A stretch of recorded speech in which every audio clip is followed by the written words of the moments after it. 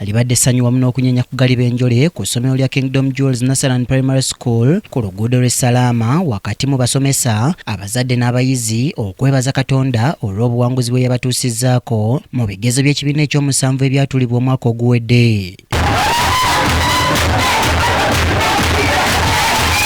Guno gwe mulundi ogwasoose essomero lino okutuuza abayizi ab'ekibiina eky'omusanvu mu bigezo eby'akamalirizo era 19 ku abo abaatuula 8 bayitidde mu ddaala erisooka ate abasigadde ne babeera mu ddaala eryokubiri. Nga twebaza Mukama olw'obuwanguzi bwe yatutuusizzaako mu bibuuzo ebyatuulibwa 2025. Twalina ba candidates 19 abaatuula ebibuuzo ebyo era twebaza Mukama nti abayizi 8 baafuna first grade, abayizi 11 ne bafuna second grade. Omukulu w'essomero lino Muwanguzi Lawrence yeebazizza Katonda eyabasobozesezza okukola obulungi bwe bati so ng'era asiimye n'abazadde abaabeesiza abaana baabwe. Abaana mubaleeta, abaana mubatuwe, temujja kwejjusa. Olusoma olutandika omwaka 2026 lugenda kutandika ng'ennaku z'omwezi 10. Mu kwogera kwe omusumba Cindy Kiganda Nalongo nga director w'essomero lino ategeeza nti abayizi bano be baatuuza omwaka oguwedde bagenze mu byafaayo ng'abaggulawo ekibiina eky'omusanvu ku ssomero lino bw'atyo n'abakuutira obuteerabira kifo kino bw'atyo n'abasaba okusigala nga batambula ne Katonda eyo yonna gye banaalaga.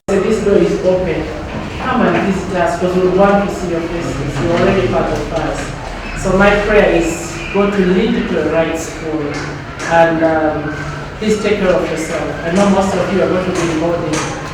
My children here, they were asking me when I was asking them how do you feel, because I was bringing them. I was asking them how do you feel now that you are leaving primary level, you're going to high school, how do you feel? Omutandisi w'essomero lino omulabirizi Dr. David Kiganda Salongo agulumiza Katonda olw'abayizi baabwe okubeera nga bayitidde mu madaala 2 gokka. But we are thankful to God because the school where he went, it took them 10 years to get one first grade.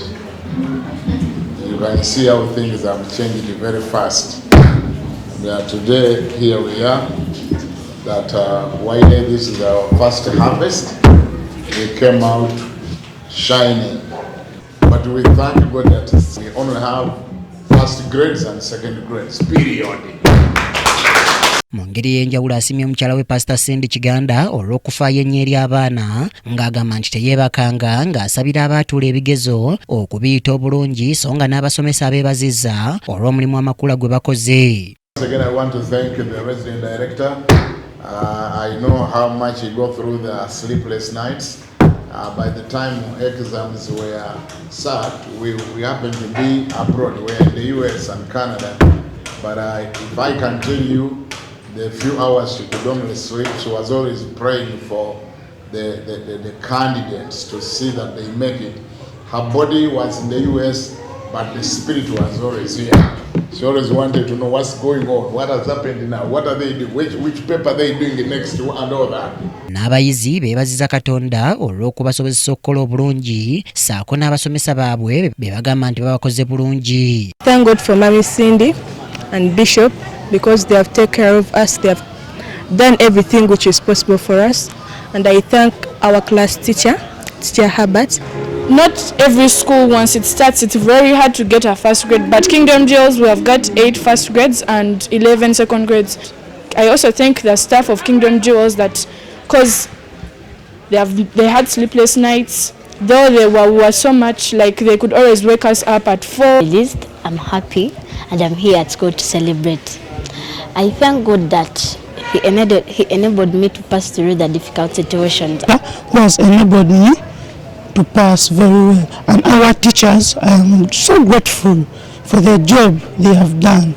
I passed very well. I thank God. I thank my parents for paying for me the school fees. I thank the school for supporting me.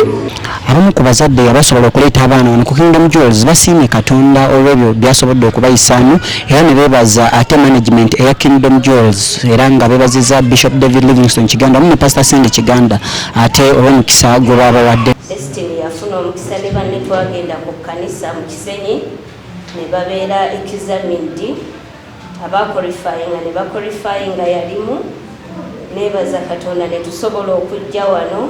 Tusobola kutaba basanyufu era twagala omusingi guno tugenda mwongera abaana n'abazadde ab'okumpi n'ewala oyita abaana mu ssomero lino olw'ekirabo ekirungi omusingi obulungi abasomesa bangi gye balina amaanyi ge bateeka ku baana abasomesa abakwatanga bazadde. Essomero lipafominze bulungi nnyo, something that we all were doubting. Oba batudoutinga abaana bakimye bambi abasomesa bakoze omulimu gwabwe, so tekinyana kurekomendinga mikwano ab'enganda baleeta abaana. Okusinza ku nteekateeka ya gavumenti yateekawo ng'ennaku z'omwezi 10 omwezi ogwa February guno gwennyini abayizi bagenda okuddayo ate batandika okukakalaba n'emisomo gyabwe, era kaakano ekirindiddwa beebo abasiniya esooka oba babadde mu P7 okugenda ku masomero ate okuddamu okutandika okusoma buto nate batandika secondary life.